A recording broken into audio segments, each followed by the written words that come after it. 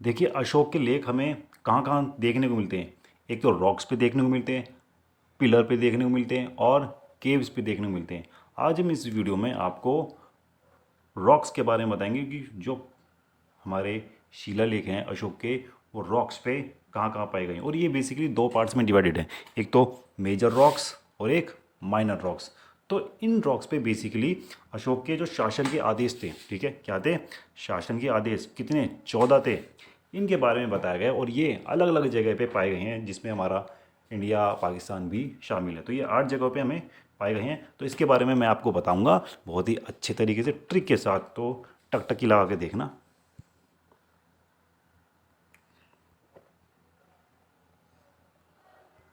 देखिए, सबसे पहले शिलालेख कौन सा है, पाकिस्तान। पाकिस्तान में कौन सा शिलालेख है, शाहबाज गढ़ी। और ये इसके खोजकर्ता कौन है, बेसिकली मैं आपको इसके खोजकर्ता के बारे में बताऊंगा। इसके खोजकर्ता कौन थे और इसके बारे में और भी अंदर मैं जानकारी दूंगा। चलो,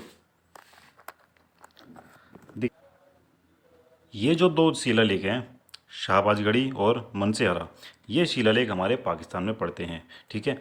और आपको पता होगा पाकिस्तान की सिचुएशन कैसी चलती रहती है। अगर वहाँ पे बाय चांस वहाँ के जो नेता होते हैं, वहाँ के जो बादशाह हैं, नेता या शाह, वो अगर बाज नहीं आते तो क्या होता है, तो वहाँ के जो मिलिट्री जनरल होते हैं, कौन होते हैं, मिलिट्री जनरल, वो सत्ता में आते हैं और वो टेक ओवर कर लेते हैं सत्ता को। और जो भी नेता होते हैं उन नेताओं को वहाँ से हटा देते हैं, ठीक है। और कोर्ट में आके बैठ जाते हैं, सबका न्याय करने लगते हैं।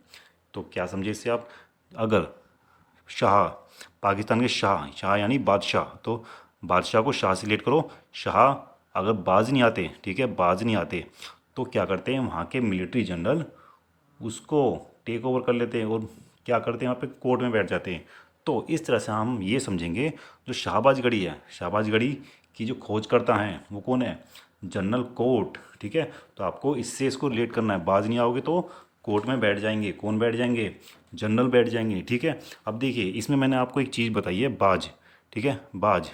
अब देखो, एक मैं वर्ड लिखूंगा, बाजा, ठीक है, और एक बारात। ये बारात क्योंकि लिखा है मैंने, क्योंकि ये जो बाजा लिखा है, तो बाज से आपको बाजा रिलेट करना है। और बारात में से देखो, बारात से आपको रिलेट करना है 12, इससे रिलेट करना है आपको 12, यानी कि 12। और आपको पता होगा ये जो 12 है, इसको मैं क्यों लिखवा रहा हूँ, क्योंकि ये जो शाहबाज गढ़ी है, इस शाहबाज गढ़ी पे जितने भी लेख पाए गए हैं, उसमें से जो 12वां लेख है, ठीक है, कौन सा लेख, 12वां लेख, वो लेख नहीं पाया गया। उसकी जो खोज थी, उसकी खोज बाद में की गई है, ठीक है। क्या समझे, कि इस साइड से जो 12वां शिलालेख है, बाजा से आपको याद रखना है 12, तो 12 बाजा, बारात, और बारात में यानी कि 12 आ रहा है। तो ये जो 12 है, 12वां जो शिलालेख है वो बाद में पाया गया है। और बाकी जो शिलालेख हैं वो हमारे जनरल कोर्ट के द्वारा खोजे गए हैं। और जो इसकी खोज है वो कब की है, 1836 में, क्योंकि भारत और पाकिस्तान का 36 का आंकड़ा रहता है, इसलिए इसकी खोज भी 36 में ही हुई है। 36 में, 1836 में, 1836 में। अब देखिए, मैंने आपको शाहबाज गढ़ी के बारे में तो बता दिया, अब बात करेंगे हम मनसे हरा के बारे में, ठीक है। देखो, पाकिस्तान के जो नेता होते हैं वो बाज नहीं आते हैं, ठीक है।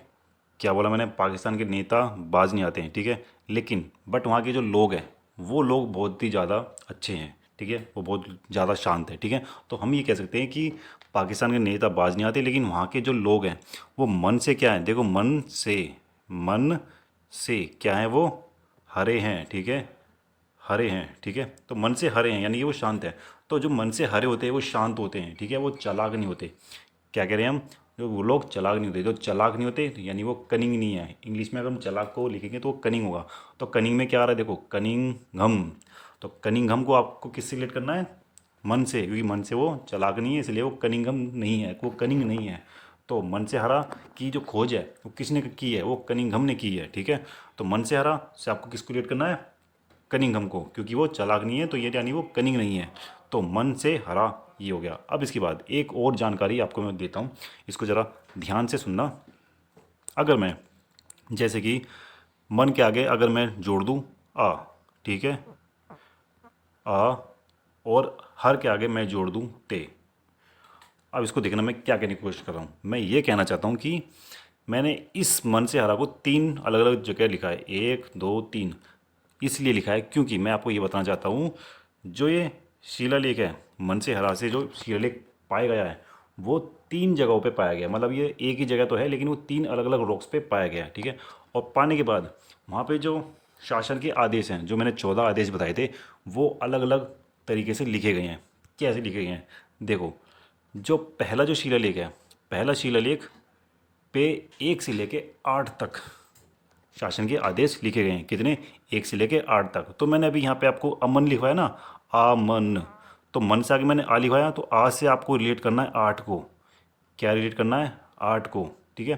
तो जो पहला शिलालेख है, पहला शिलालेख में 1 से लेके 8 तक, कितना? 1 से लेके 8 तक उसके शासन आदेश मिलते हैं। उसके बाद हम बात करते हैं थर्ड की, जो तीसरे नंबर पे है। तीसरे नंबर पे मैंने, देखो यहाँ पे भी तीसरे पे मैंने लिखवाया, तीसरे पे मैंने लिखवाया तेहर। तेहरे को आपको तेहरा से याद करना है, हरा और तेहरा। तो तेहरा, तेरह हो गया, तो तेरह यानी कि जो 13वां और 14वां 14, ये 13 एंड 14, ये जो शासन के आदेश हैं ये हमारे लास्ट वाले मिलते हैं। अब देखो 1 से 8 हो गया, 13 से 14 हो गया, तो बीच वाला बचा।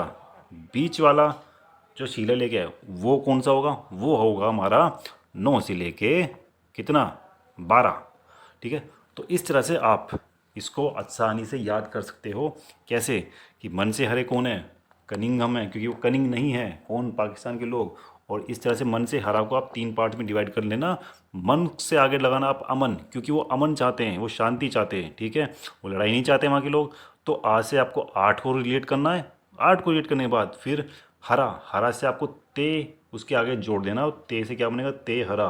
तो 13वां 14वां वो थर्ड वाले में चला जाएगा, तीसरा शिलालेख। पहले वाले में 1 से लेके 8 तक, और उसके बाद जो बीच वाला बचेगा वो 9 से लेके 12 तक आपके शिलालेख इसमें आ जाएंगे। आई होप कि आपको इतना समझ में आ गया होगा। बाकी हम आगे देखते हैं। और अगर इतना आपको समझ में आया है तो एक कृपया करना, इस क्वेश्चन का हमें आंसर देना वीडियो पॉज करके, और फिर हम आगे बढ़ते हैं। चलिए।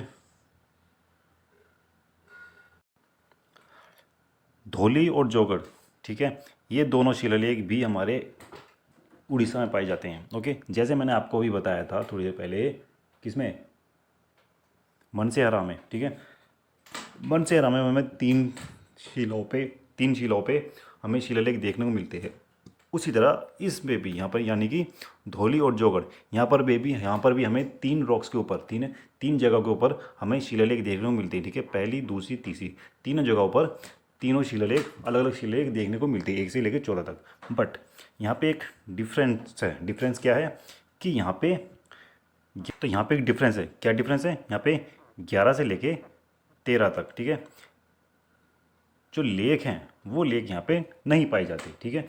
उसकी जगह यहाँ पर 2 अलग से लेख लिखवाए गए हैं। वो 2 अलग से क्यों? ताकि वहाँ पे कलिंग, आपको पता है ना, कलिंग में अशोक ने अटैक किया था। अटैक करने के बाद जो भी वहाँ पे सिचुएशन बनी, तो उसको देखते हुए वहाँ की जो शासन नीति थी तो वो थोड़ी डिफरेंट की गई, जिसकी वजह से वहाँ पे 2 अलग से शिलालेख लिखवाए गए, ठीक है।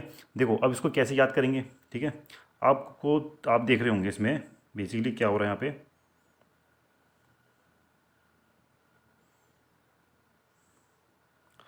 ये देखो, धौली में 2 मात्रा आ रही हैं, जौगड़ में 2 मात्रा आ रही हैं। इसको आपसे बस इसको रिलेट करना है, दोनों में 2 2 मात्रा आ रही हैं, ठीक है। तो इससे हमको ये रिलेट करना है कि धौली में भी 2 शिलालेख अलग से देखने को मिलते हैं, जौगड़ में भी 2 शिलालेख अलग से देखने को मिलते हैं। दोनों में 2 2 मात्राएं हैं। दोनों मात्राएं किसकी है? धौली की अलग और जौगड़ की अलग। 2 शिलालेख हमारे धौली में भी देखने को मिलते हैं, जो कलिंग में हैं अलग से लिखवाए गए हैं, और जौगड़ में भी 2 शिलालेख हमें देखने को मिलते हैं जो अलग से लिखवाए गए हैं। उसके बाद अब बात करते हैं इनके खोजकर्ताओं की, कि इनको खोजा कितने हैं, खोजा किसने है, ठीक है। देखो धौली, यहाँ पे क्या रहा? धौली। आप कोई भी चीज़ जब खाते हो, ठीक है, कुछ तो खाने से पहले धो लेते हो। क्यों धोते हो? ताकि उसमें जो भी कीट हैं, जो कीट हैं, यानी कि जो भी बैक्टीरिया हैं, ठीक है, जो कीटों को आपको क्या करना पड़ता है? कीटों को मारना पड़ता है। तो मारने के लिए आप क्या करते हो? उसको धोते हो। तो अगर आप कोई भी चीज़ खा रहे हो तो उसको पहले धो। क्यों? क्योंकि वहाँ से जो उसके भी अंदर जो कीट हैं, कीट को आप खाओगे, तो इसलिए धोने से पहले कीटों को साफ करो। तो धोने और कीट, इसको आपसे एक दूसरे से रिलेट करना है। उसके बाद नेक्स्ट है हमारे पास जौगड़। देखिए जोगड़ में क्या आ रहा है, जॉग। जॉग क्या है, जॉग एक वाटरफॉल है, ठीक है, जो आपका शिमोगा रिवर में पड़ता है, कर्नाटका में, ठीक है। अभी क्या है, देखो ये कि वाटरफॉल है। अगर मैं इसकी जो खोज करता है वो है वाल्टर इलियट। अगर मैं इस वाटर में से ला को डिसअपेयर कर दूं तो ये क्या बनेगा, ये बनेगा हमारा वाटर। क्या बनेगा, वाटर। तो आपको ही पता है जॉग क्या है, जॉग एक वाटरफॉल है। तो ये भी मैंने क्या बना दिया, इसको वाटर बना दिया। और वाटर में हम क्या करते हैं, यहाँ पे हम लेटते हैं। तो लियट और लेयट, लेयट करते हैं और ये लियट करते हैं। तो वाटर में हम क्या करते हैं, लियट करते हैं। तो जोगड़, वाटर, लियट, इस तरह से आपको रिलेट करना है। तो ये जॉग वाटरफॉल के जो खोज करते थे वो कौन थे, वाल्टर इलियट। तो वाल्टर इलियट को आपको वाटर इलियट से याद करना है। ओके, आई होप कि आपको इतना समझ में आ गया होगा। और अगर आपको ये समझ में आया है तो इस क्वेश्चन का आंसर देना कमेंट बॉक्स में। नेक्स्ट जो शिलालेख है वो है गिरनार, गिरनार शिलालेख, और ये पड़ता है हमारा गुजरात में, ठीक है। अब देखो इसके जो खोज करता है वो है कर्नल टाड, ठीक है, कर्नल टाड। अब देखो इसको कैसे याद करेंगे कर्नल टाड को। देखो अगर कोई भी चीज़ बार बार गिर रही है, अगर आप कोई भी चीज़ बार बार गिराते हो, ठीक है, जानबूझ के गिरा रहे हो या वैसे भी गिरा रहे हो, ठीक है, अगर आप कोई भी चीज़ गिरा रहे हो तो यहाँ पे देखो गिर में क्या आ रहा है, गिरना आ रहा है। तो आप कोई भी चीज़ गिरा रहे हो, ठीक है, तो आपको क्या पड़ सकती है, आपको डांट पड़ सकती है। क्या पड़ सकती है, डांट। तो देखिए ये जो टाड है ना, इस टाड को रिवर्स करो। रिवर्स कैसे करो, रिवर्स पीछे से पढ़ो। पीछे से पढ़ो, आपको पढ़ना है डा और ट, ठीक है। पहले पढ़ना है डा, फिर क्या पढ़ना है ट। तो डांट पड़ सकती है आपको, ठीक है, कर्नल से डांट पड़ सकती है। अगर आप बार बार कोई भी चीज़ गिराओगे तो डांट पड़ सकती है, ठीक है। तो आपको गिरने से क्या याद रखना है, डांट। डांट यानी कि उसको रिवर्स कर देना है, वो क्या बन जाएगा, वो टाड बन जाएगा। तो कर्नल टाड ही इसके खोजकर्ता होंगे। उसके बाद और देखिए इसमें एक और इसकी खास बात है गिरनार शिलालेख की। देखिए ये बहुत बार गिर चुका है, इसके नाम पे गिरा आ रहा है ना, तो ये बहुत बार गिर चुका है और गिर गिर के इतना पक्का हो चुका है कि ये अभी भी सबसे ज़्यादा सुरक्षित स्टेज में है, ठीक है। तो अगर आपसे कोई पूछा जाएगा कि कौन सा ऐसा शिलालेख है जो सबसे ज़्यादा सुरक्षित है, तो आपको बताना है वो कौन सा है, वो गिरनार शिलालेख है। क्यों, क्योंकि गिर गिर के इतना मजबूत हो चुका है कि अब इसको कोई फ़र्क नहीं पड़ता। तो इसलिए ये गिरनार गिर के मजबूत है, यही सबसे ज़्यादा सुरक्षित है। कालसी, कालसी हमारा पड़ता है यूके में, ठीक है। कहाँ पड़ता है, यूके यानी कि उत्तराखंड में पड़ता है। और देखो आपको पता है उत्तराखंड में भी फॉरेस्ट पाए जाते हैं, वहाँ पे जंगल पाए जाते हैं और वहाँ पे पहाड़ी एरिया, ठीक है। तो जब भी आप फॉरेस्ट में जाते हो, देखो यहाँ पे भी इसके जो फाउंडर हैं, जिसके खोज करता है, वो भी फॉरेस्ट ही हैं, ठीक है। क्या है, फॉरेस्ट। तो जब भी आप जंगल में जाते हो तो क्या होता है, वहाँ पे काला काला सब दिखता है आपको रात में। तो काल से आपको याद रखना है कालसी। जो यूके में जो शिलालेख पाया गया है वो है कालसी शिलालेख, ठीक है। तो कालसी वहाँ पे काला काला दिखता है आपको, क्या दिखता है, काला काला सब दिखता है। तो काला काला कहाँ दिखता है, फॉरेस्ट में दिखता है। और फॉरेस्ट कहाँ पर है, हमारे उत्तराखंड में। और उत्तराखंड में क्या है हमारे पास, कालसी। कालसी जगह का नाम है, ठीक है, जो एक शिलालेख है। ओके, तो कालसी यानी कि काला, और काला कहाँ दिख रहा है हमें, फॉरेस्ट में। तो इस तरह से आप इसको दोनों को रिलेट करके याद कर सकते हो। तो कालसी, कालसी यानी कि फॉरेस्ट। उसके बाद नेक्स्ट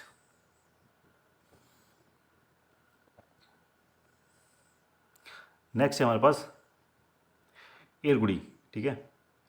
एरगुड़ी शिलालेख, एरगुड़ी शिलालेख बेसिकली आंध्र प्रदेश में पड़ता है, ठीक है। एपी यानी कि आंध्र प्रदेश में पड़ता है। अब इसको देखो कैसे याद करेंगे। देखो अगर मैं ए को, ये ए है, अगर मैं ए को ए ऐसे लिखते हैं और ए को हम आ भी लिख सकते हैं, ठीक है, लिख सकते हैं। ए को ए लिया और ए को मैंने आ लिख दिया, ठीक है। उसके बाद डी, ये डी है। अगर मैं इस डी को ड़ा लिख दूँ तो कोई दिक्कत तो नहीं होगी ना, कोई दिक्कत नहीं होनी चाहिए, क्योंकि बस हल्का सा प्रोनाउंसिएशन में फ़र्क हुआ, लेकिन मतलब लिखने परिवर्तन होगा, लेकिन प्रोनाउंसिएशन बिल्कुल सिमिलरिटी दोनों में सेम होगी। तो ठीक है, तो ए को मैंने लिख दिया आ, और डी को मैंने लिख दिया क्या, ड़ा। अब देखो ए उड़ी, अड़ी, और यहाँ पे भी क्या रहा है, देखो ए आ ओड़ा, आ ओड़ा। तो आ और ला क्या बना देंगे, उसको मात्रा लगा देंगे नीचे, और ये क्या बन जाएगा, अणु, ठीक है।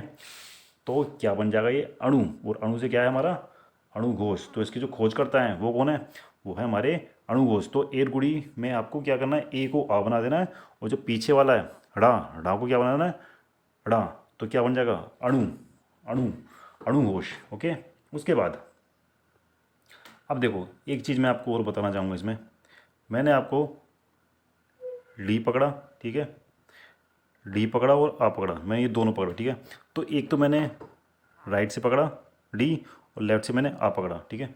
तो इसमें मैं आपको क्या बताना चाहता हूँ कि ये जो एरगुड़ी अभिलेख है, इस अभिलेख की जो लिपि है, मतलब जो ये अभिलेख लिखा गया है, ठीक है, वो किस तरह लिखा गया है? वो लिखा गया है दाएं से बाएं की तरफ, ठीक है, यानी कि राइट से लेफ्ट की तरफ। और मैंने भी यहाँ पे देखो डी को पहले पकड़ा है और फिर ए को बाद में पकड़ा है, ठीक है, या ए को पहले पकड़ लो या डी को बाद में पकड़ लो, ठीक है।